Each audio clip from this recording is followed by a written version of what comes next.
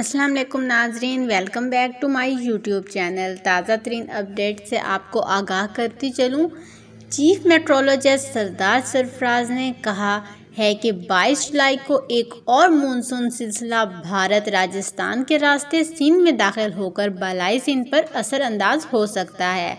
जी हाँ नाजरीन, लेकिन ख़बर को पूरा जानने के लिए हमारे चैनल को सब्सक्राइब कर दें और बेल आइकॉन को प्रेस कर दें ताकि नई आने वाली वीडियो सबसे पहले आप देख सकें।